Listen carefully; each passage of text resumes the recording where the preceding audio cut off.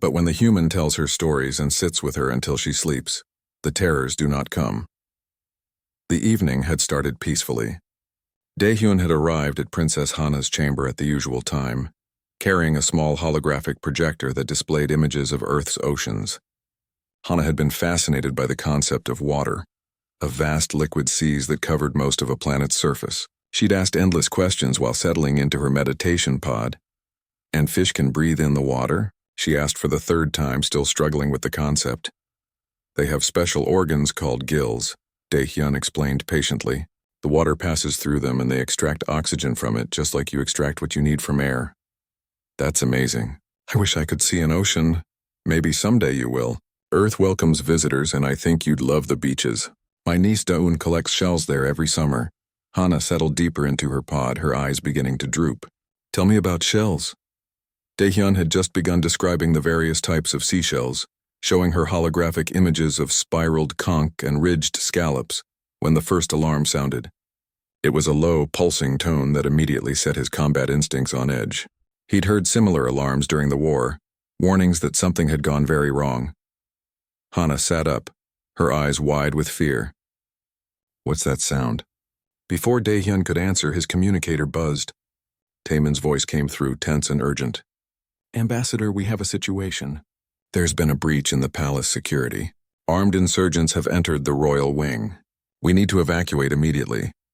Daehyun's mind switched instantly from storytelling mode to tactical assessment. The royal wing. That meant they were already close. Too close. He looked around Hana's chamber, calculating exits, defensible positions, threats. Taemin, what's the extraction plan? Extraction shuttle is landing on the east platform in 2 minutes. Security is escorting Queen Velissa there now. You need to move. What about Princess Hana? There was a pause. The Queen's guards are spread thin dealing with the insurgents. They can't spare anyone to come to the princess's chamber. Can you bring her to the platform? Daehyun looked at the chamber's layout. One main entrance, which the attackers would likely use. A small service exit, possibly unguarded. The east platform was 3 corridors away, through sections that might already be compromised. Negative, he said. Too risky to move through potentially hostile corridors with a child. I'm establishing a defensive position here. Get the Queen to safety. I'll protect the princess. Ambassador, that's not your job. You're a diplomat, not a soldier anymore. Get yourself out. Taemin, I'm not leaving her. Get the Queen out. I'll handle this end. He cut the connection before his aide could argue further. Princess Hana was staring at him, her small body trembling. The meditation pod's calming frequencies seemed pathetic against her rising terror. Daehyun, I'm scared. What's happening? He knelt beside her pod, meeting her eyes with a calm he didn't entirely feel. Listen to me, Hana. Some bad people have come to the palace. They want to hurt people and cause trouble, but I'm not going to let them hurt you. Do you understand? But you're just one person. Mother has guards with weapons. I know, but I'm also very good at protecting people I care about. He touched her small crystalline hand gently. Remember the story about the crystal dragon? How it protected the beautiful gems in its cave? Hana nodded, not trusting her voice. I'm like that dragon right now. This chamber is my cave and you're the most precious gem in it. Nothing is getting past me to hurt you. I promise. Another alarm sounded, this one closer. Daehyun heard shouting in the corridor outside, the harsh sounds of Vecra speech that his translator rendered as commands and threats. The insurgents were closer than he'd thought. He stood quickly, scanning the chamber for anything useful. The furniture was minimal, designed for aesthetic appeal rather than function. The meditation pod itself was too heavy to move, but the chairs, the decorative crystal formations, the door mechanisms, all of these could be useful. Hana, I need you to stay in your pod and get as low as you can. Don't come out unless I tell you to, understand? Okay, she whispered, curling into the smallest shape possible. Daehyun moved fast. He dragged the chairs to create a barricade near the main entrance, not to stop anyone but to slow them down and funnel them into a predictable path. He found the chamber's environmental controls and disabled the automatic lighting, plunging the room into the dim glow of the meditation pod's bioluminescence. Darkness was an advantage. He'd learned to fight in conditions much worse than this. He positioned himself between the door and Hana's pod, his body a living shield. His hands were empty of weapons, but he'd trained for years in combat. His body itself was a weapon if necessary. The door burst open. 3 Vecra rushed in. their forearms carrying energy weapons that glowed with dangerous light. They wore the markings of the separatist faction, those who opposed any alliance with humanity or other species. "The human is here," one of them shouted. "With the princess!" They raised their weapons, but Daehyun was already moving. Years of combat training took over, his body reacting faster than conscious thought. He kicked the first chair in their path, sending it sliding into the lead insurgent's legs. The Vecra stumbled, and Daehyun was on him, using the creature's own momentum to redirect him into his companions. Energy bolts flashed in the darkness, missing Daehyun by centimeters as he kept moving, never staying in one place long enough to be a clear target. He grabbed one insurgent's weapon arm and twisted, using leverage and technique to compensate for the Vecra's superior strength. The weapon clattered to the floor. "Stay back," Daehyun shouted, his voice harsh with command. "I don't want to hurt you, but I will if you force me to." One of the insurgents laughed, a harsh clicking sound. "One human against armed Vecra? You cannot win, Predator." "I don't need to win," Daehyun replied, dodging another energy bolt. "I just need to keep you away from the child until help arrives. And I can do that all day," he proved it. Every time the insurgents tried to get past him toward Hana's pod, Daehyun intercepted them. He used the chamber's architecture, the furniture, even the insurgents themselves as tools and weapons. He wasn't trying to kill them, something he could have done easily with his training. He was simply neutralizing them, disabling weapons, creating chaos that prevented them from focusing on their actual target. From her pod, Princess Hana watched with wide eyes as the fierce human moved like water and struck like lightning. He was terrifying and beautiful, dangerous and protective. Everything the stories said about humans made manifest in her chamber. And through it all, even as he fought, Daehyun kept talking to her. "It's okay, Hana. Just like in the story, the dragon protects the crystal. You're safe. I've got you. Nothing gets past me. Nothing." His voice was calm, steady, completely at odds with the violence of his movements. It was the same gentle tone he used for bedtime stories, and somehow that made it more impactful. He was fighting trained soldiers while speaking to a frightened child in the voice of a loving uncle. More insurgents arrived at the door, but the narrow entrance worked against them. They couldn't bring their numbers to bear effectively, couldn't surround him or use coordinated tactics. Daehyun had chosen his defensive position well, turning the chamber into a bottleneck that negated their advantage. One of the insurgents managed to get past him, reaching toward Hana's pod with grasping arms. Daehyun's reaction was instantaneous and brutal. He grabbed the insurgent from behind, his arm wrapping around the creature's neck in a chokehold that cut off air without breaking anything. The insurgent struggled for a moment, then went limp. Daehyun lowered the unconscious Vecra gently to the floor, then turned back to face the others. "Last warning," he said, his voice still calm but carrying an edge of absolute certainty. "Turn around and leave. I really don't want to hurt anyone else, but I will do whatever it takes to protect that child." The remaining insurgents hesitated. They'd come expecting to find a lone princess guarded perhaps by a single caretaker. Instead, they'd found a human warrior who fought with precision and purpose, who seemed completely unafraid of their weapons or numbers. "He's just one human," the leader shouted, trying to rally his forces. "Rush him together." They tried. 5 Vecra charged at once, thinking overwhelming force would break through Daehyun's defense. But the narrow space worked against them, limiting how many could engage him simultaneously. And Daehyun had fought in worse odds during the war. Much worse odds. He met them head-on, his movements economical and devastating. He didn't waste energy on flashy techniques or unnecessary violence. Every strike had a purpose, every movement was calculated. Within 30 seconds, all 5 were on the ground, unconscious or too injured to continue. Daehyun stood among the fallen insurgents, breathing heavily but still standing, still between the door and Hana's pod. His diplomat's coat was torn, his face had a cut that leaked blood, but his eyes were alert and his stance was ready. "Anyone else?" he called toward the door. "Because I can do this all night. I fought for 3 years in the Krell War. This is nothing compared to that," silence answered him. The remaining insurgents had apparently decided that getting past one protective human wasn't worth the cost. From behind him, Hana's voice came. The Galactic Council chamber was a massive sphere that floated in the void between star systems, held in place by technology so old that most species had forgotten how it worked. Inside, Representatives from 47 different civilizations sat in designated sections, each area modified to accommodate wildly different biologies and environmental needs. Today's emergency session had been called to discuss what many were calling the human problem. Speaker. Vorn stood at the central podium, his amphibian body glistening under the chamber's environmental lights. His species, the Kilak, had been part of the galactic community for 12,000 years. They valued caution, careful planning, and above all, stability. The sudden emergence of humanity into galactic affairs had disrupted all three. This emergency session will now come to order. Vorn's voice resonated through the translation network, reaching every delegate in their own language. We are here to discuss humanity and their place in the galactic community. The floor is open for testimony. General Crick stood immediately.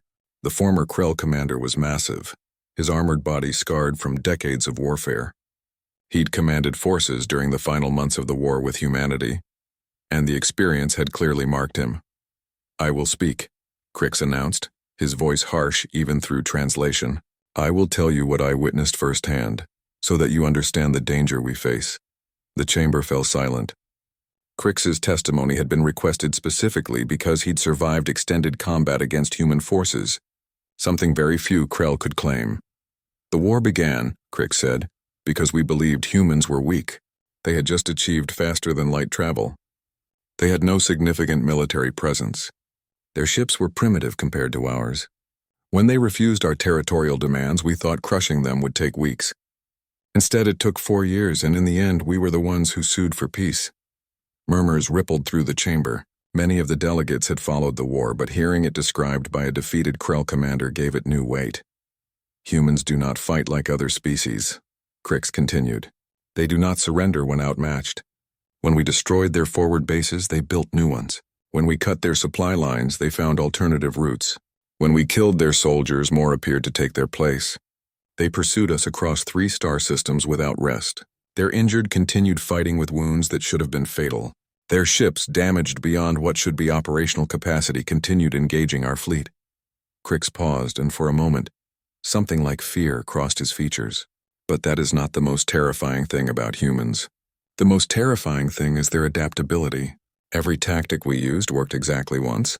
The second time we tried it, they had already developed countermeasures. They learned from every engagement, every defeat, every victory. Fighting them was like fighting an opponent who evolved during the battle."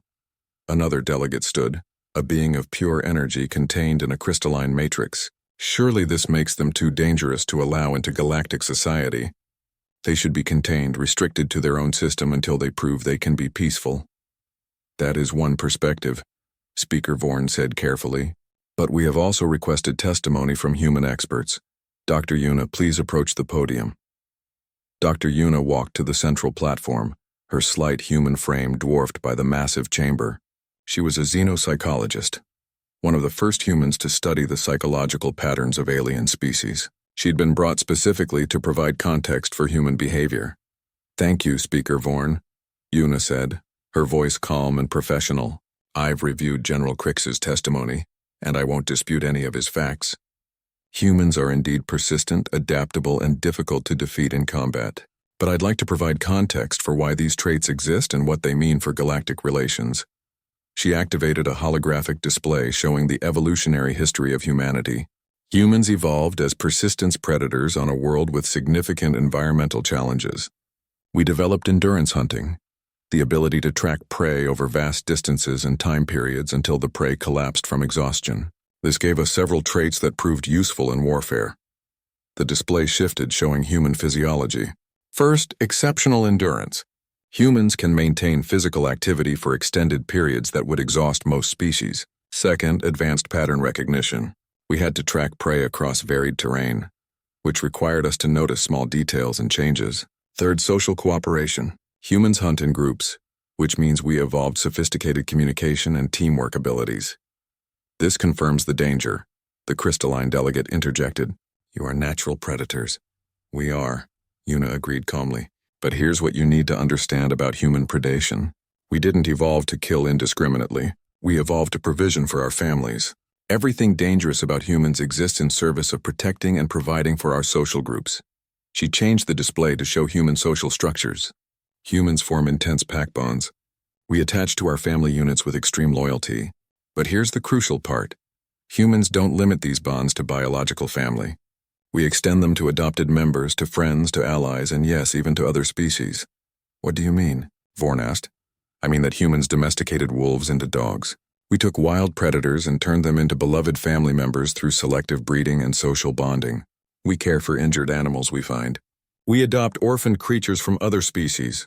We form emotional attachments to virtually anything we spend time with. We name our vehicles, our ships, our tools. We create personas for our automated systems. We bond intensely and often with nearly anything. Yuna, let that sink in for a moment.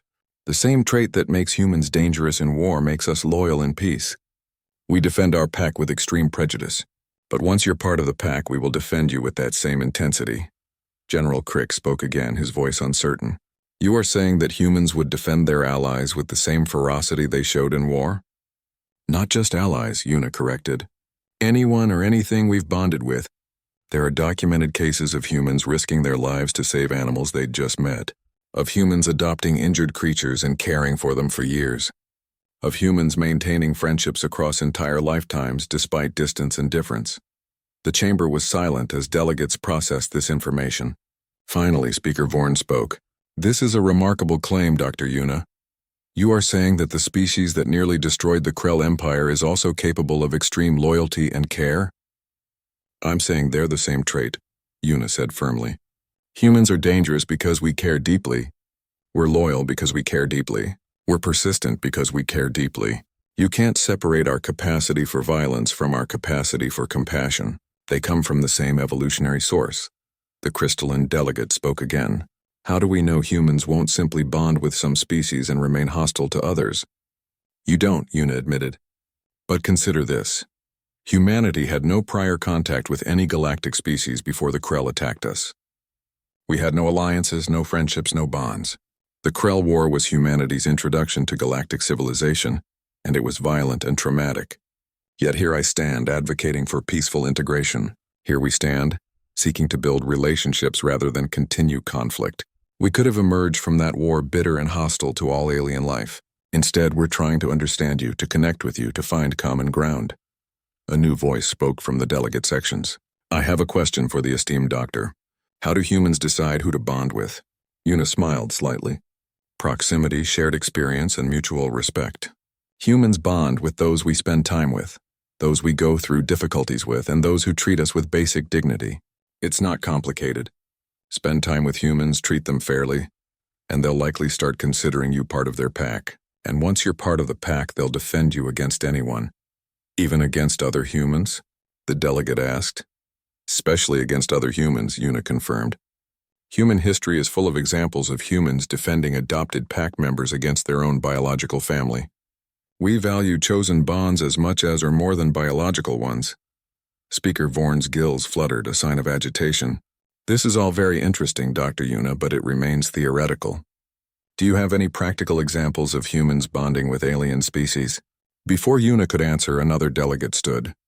This one was Vecra, and Daehyun would have recognized him as Lord Chambervex from the Crystalline Spires. I may have relevant information, Vex said. Our queen has been hosting a human ambassador for the past 3 weeks. The situation has developed in unexpected ways. Please elaborate, Vorn said.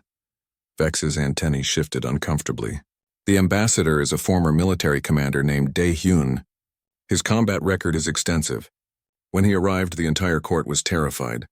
We expected him to be cold, calculating, dangerous. Instead, he has spent his evenings telling bedtime stories to the young Princess Hana. Silence filled the chamber, then scattered sounds of confusion and disbelief. Bedtime stories? Vorn repeated. A human custom, Vex explained. The princess developed night terrors recently. Nothing our medical staff tried was effective. Then she nodded slowly. You may tell my daughter her story. Tonight. Princess Hana's rest chamber was unlike anything Daehyun had seen before. The walls were made of crystal that pulsed with soft bioluminescent light, creating patterns that shifted like slow water. In the center of the room stood the meditation pod, an oval structure that looked like a giant egg made of translucent stone. It was beautiful and sterile and deeply lonely. Daehyun sat in a chair that had been brought in specifically for him, human-sized and made of some flexible material that approximated comfort. Queen Velissa stood near the doorway, her large form perfectly still, watching. 2 guards flanked her, their weapons clearly visible. They weren't taking any chances. Princess Hana climbed into her pod, settling into the cushioned interior. The pod's mechanisms began their work, emitting low-frequency sounds meant to calm the Vecra nervous system and ease them into rest. But Hana kept her eyes open, looking expectantly at Daehyun. "You promised a story," she said. "I did," Daehyun agreed. He'd spent the afternoon thinking about what story to tell. Most Earth fairy tales involved elements that would be incomprehensible to the Vecra. Forests and animals, princes and castles, all of it required too much context. So he'd decided to adapt. "Have you ever heard of dragons?" "No, what are dragons?" "On Earth, they're creatures from old stories, myths and legends. They're said to be huge, powerful beasts that could fly through the air and breathe fire. In some stories, they're evil, hoarding treasure and terrorizing villages. But in other stories, they're wise and noble, protecting those they care about." Hana's eyes widened. "They sound scary." Some of them were, but not all scary things are bad, and not all gentle things are good. The best dragons in our stories knew when to be fierce and when to be kind. Daehyun leaned forward slightly, lowering his voice to a storytelling rhythm. "Now let me tell you about a special dragon, a crystal dragon who lived in a palace made of light and stone." He wove the tale carefully, borrowing elements from Earth fairy tales but adapting them to Hana's world. The crystal dragon guarded a kingdom of precious stones, protecting it from those who would steal or destroy. The dragon was feared across many lands, and people told stories of its terrible power.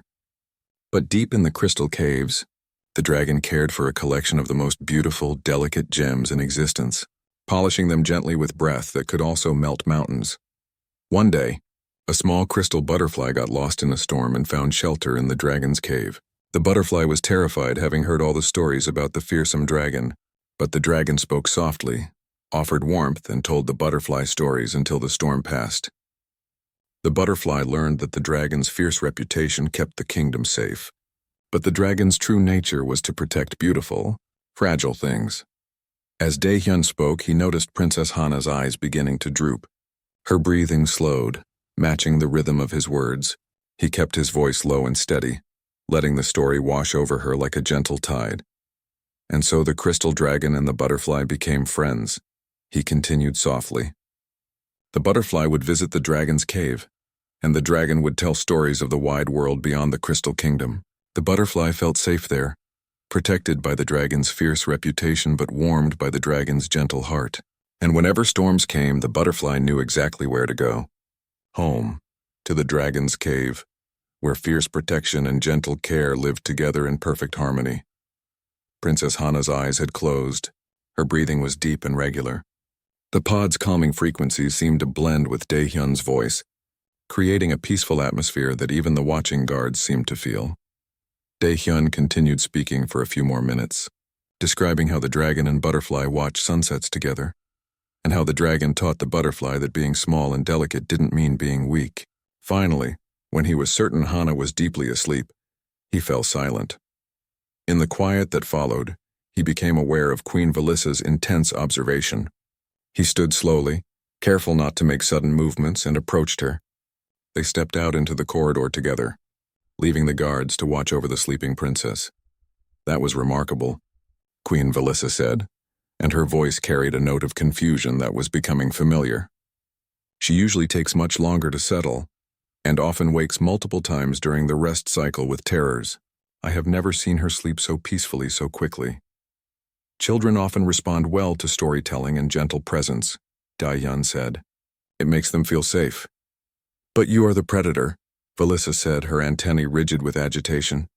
"You are the species that fought across 3 star systems without rest. Your soldiers are said to pursue their enemies for days, never stopping, never tiring.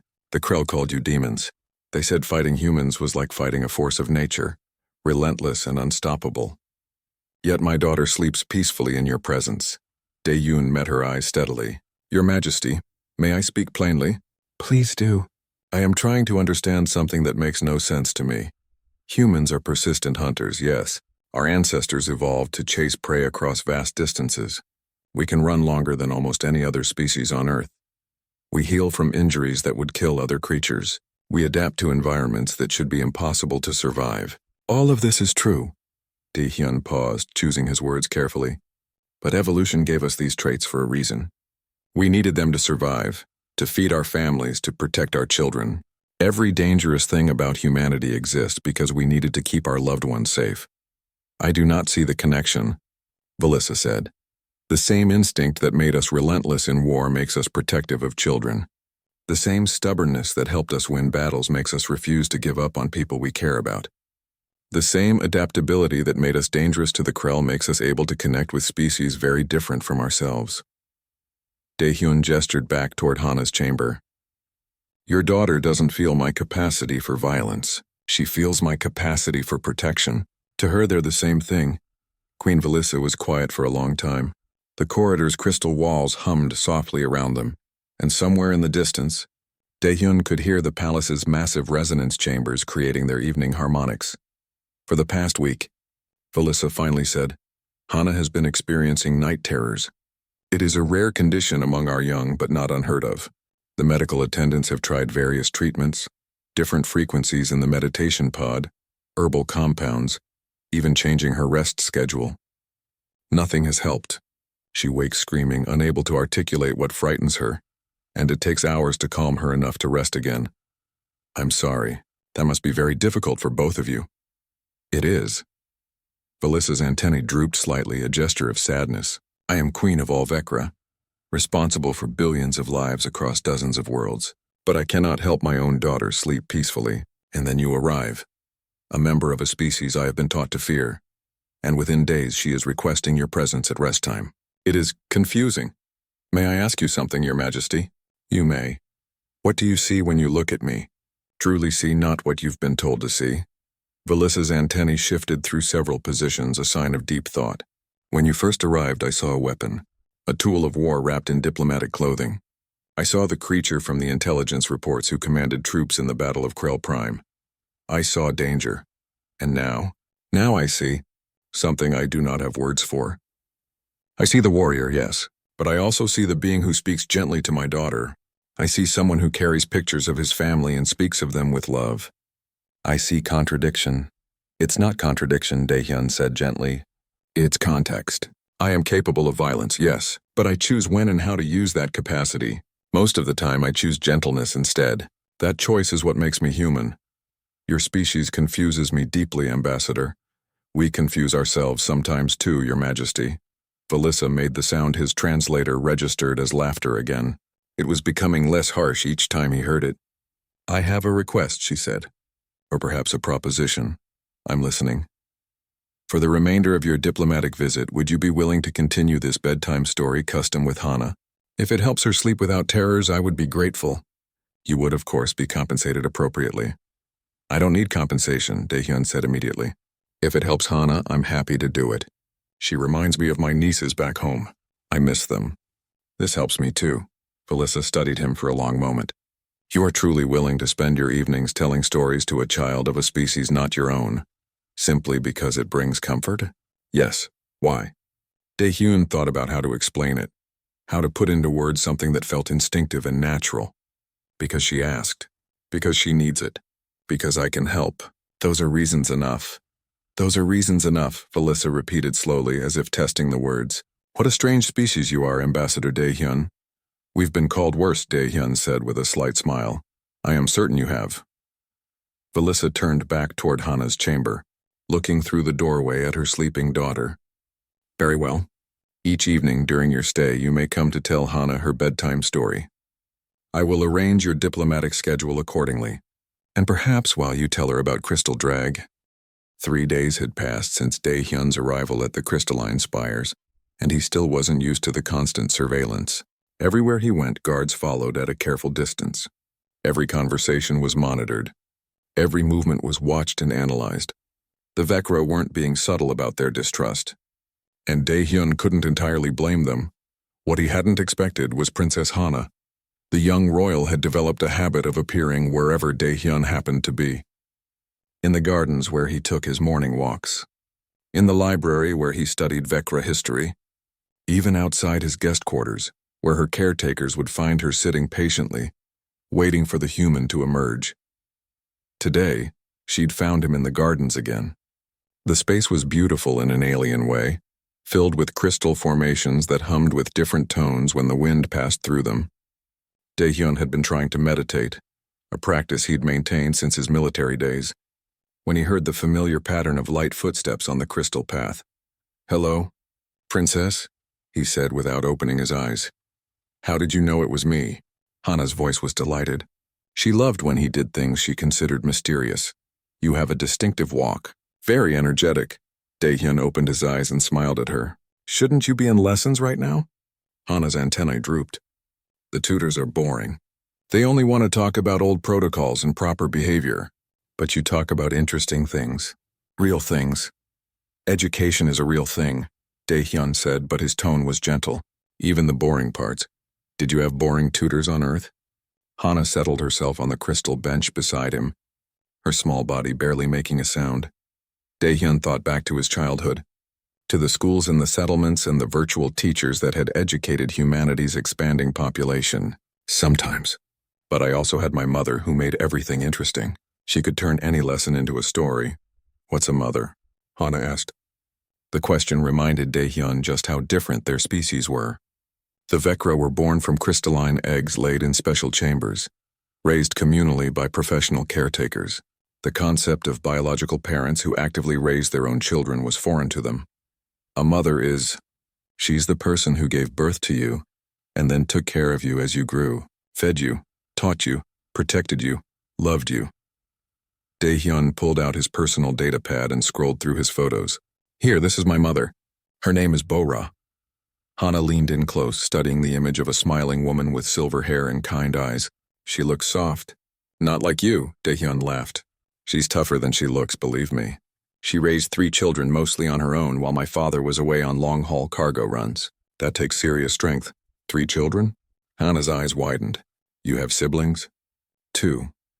An older brother named Kiwoo and a younger sister named Jiwoo." Daehyun flipped to another photo, this one showing him with his siblings at Jiwoo's wedding. "Jiwoo has 2 children of her own now. That makes me an uncle." "What's an uncle?" "It means I'm their mother's brother. In human families, the whole family helps take care of the children. Grandparents, aunts, uncles, cousins. Everyone has a role in raising the next generation." Hana was quiet for a moment, processing this information. Then she asked, "Do you miss them? Your family?" The question hit harder than Daehyun expected. He did miss them. He missed Jiwoo's terrible cooking and Kiwoo's worst jokes. He missed his mother's weekly calls where she'd catch him up on all the settlement gossip he didn't actually care about. He missed his nieces asking him to play games and tell stories. "Yes," he said simply. "Very much." "I'm sorry," Hana said, and her voice carried a surprising depth of feeling. "Being apart from family must hurt." "It does," Daehyun admitted. "But it's also important. I'm here to help build bridges between our peoples. Maybe one day my nieces can visit worlds like yours without anyone being afraid." Hana considered this. "Are your nieces like me?" "Young, a bit younger. Subin is 4 and Dayun is 6 in Earth years. They're both full of questions just like you." "Tell me about them," Hana demanded, settling more comfortably on the bench. "What are they like? What games do they play?" So Daehyun told her. He talked about how Subin loved to paint and covered everything in colorful handprints. He described Daeun's obsession with dinosaurs, those great extinct beasts that had ruled Earth millions of years before humans existed. He explained about birthday parties and playgrounds and bedtime stories. It was the bedtime stories that really caught Hana's attention. "Every night?" she asked, amazed. "Someone tells children stories every night?" "In many human cultures, yes.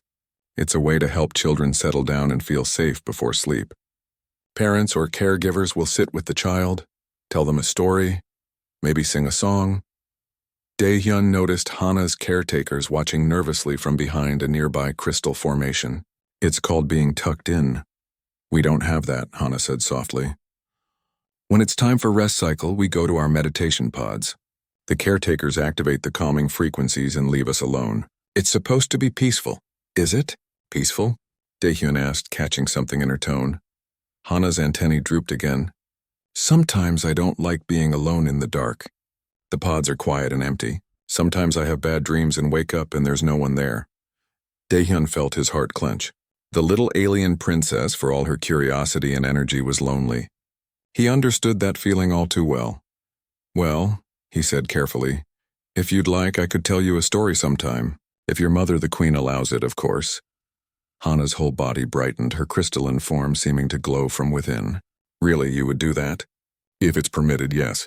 Though I should warn you, I only know Earth stories. They might seem strange to you. I don't care if they're strange. I want to hear them. Hana hopped off the bench, excited. I'll ask Mother right away. She darted off before Daehyun could stop her, leaving him sitting alone in the humming garden. He noticed Taemin approaching from another path, looking concerned. Ambassador, I'm not sure it's wise to get so close to the royal family, his aide said quietly. The queen is already suspicious of our presence here. If she thinks you're trying to manipulate her daughter, I'm not manipulating anyone, Daehyun interrupted, though his tone remained calm. I'm just talking to a lonely child who wants someone to pay attention to her. A lonely child who happens to be the heir to one of the most powerful civilizations in this sector, Taemin countered. This could be seen as a strategic move. Daehyun stood, brushing imaginary dust from his pants.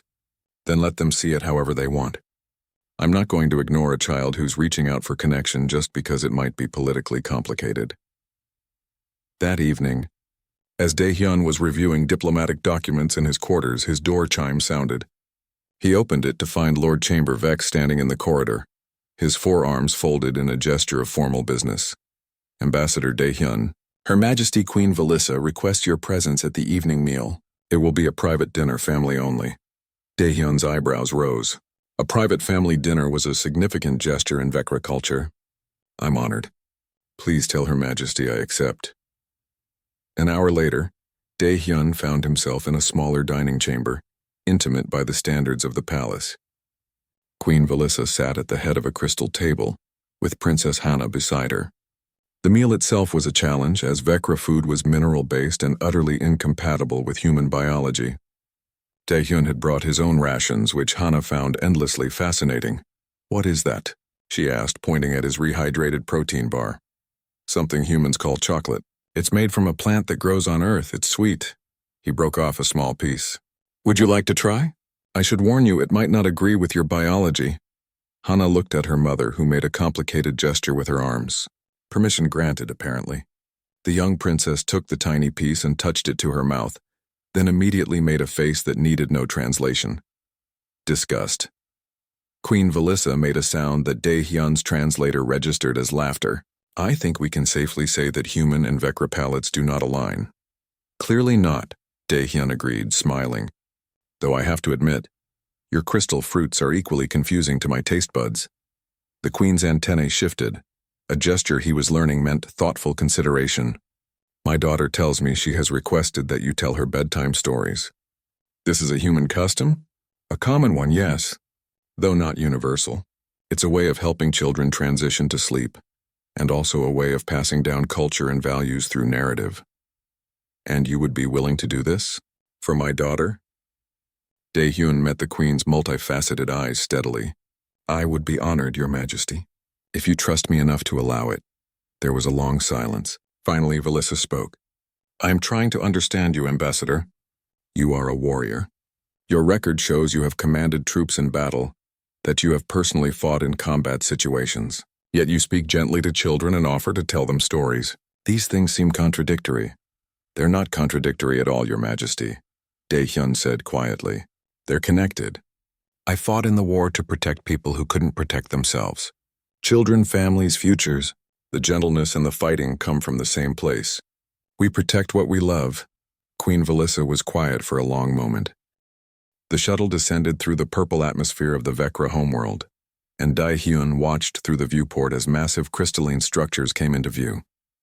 They rose from the surface like frozen lightning, catching the light of 3 distant suns and scattering it into 1,000 colors. It was beautiful, he thought, but also cold. Everything here seemed designed to impress rather than welcome.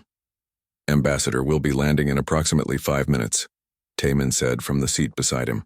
The younger man had been assigned as his diplomatic aide 3 weeks ago, and he still looked nervous whenever he had to address Daehyun directly. The Queen's protocol officer sent another message. They want to remind you about the formal greeting customs. Daehyun nodded but didn't take his eyes off the approaching palace. He knew what Taemin wasn't saying. The Vecra were terrified of him.